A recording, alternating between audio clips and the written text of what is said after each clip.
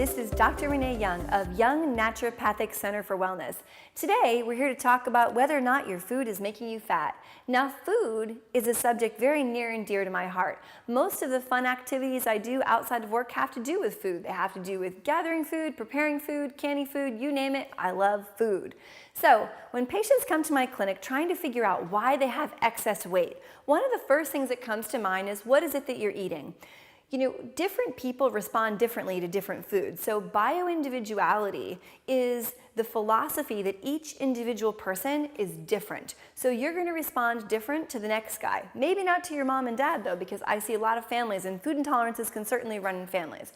So a food intolerance is when your immune system decides to mount a response or an attack mode towards a food. For example, if you're intolerant to dairy, your immune system's like, if I see dairy, I'm gonna pop that guy, all right? So it mounts something called an IgE or an IgG response. Now the IgE, think about emergency.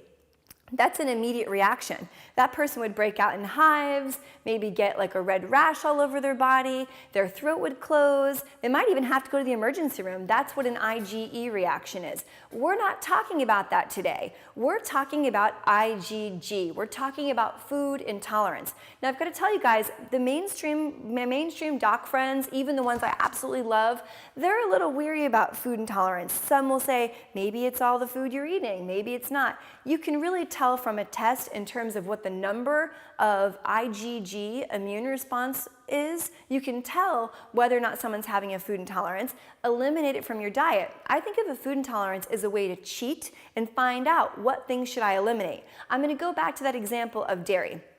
So if you think dairy is a problem for you and you eliminate it, but you replace it with almond milk, what if you were intolerant to almond milk too? Then you don't think you have a problem because you still have all the same symptoms of food intolerance, one of which that we're talking about today is excess weight. So if you want to figure out your fat so you can get back to your skinny, you got to figure out what you're putting in your mouth. The tube from your nose to your butt is connected. So if you're eating something and it's causing inflammation in your body increases your insulin levels, it increases your cortisol levels. Those guys say, hey, we're in stress mode. You better hang on to some extra fat. So stress is chemical, it's physical, it's emotional. What you put in your mouth is a chemical stressor. So if you want to figure it out, you need to get a food intolerance test.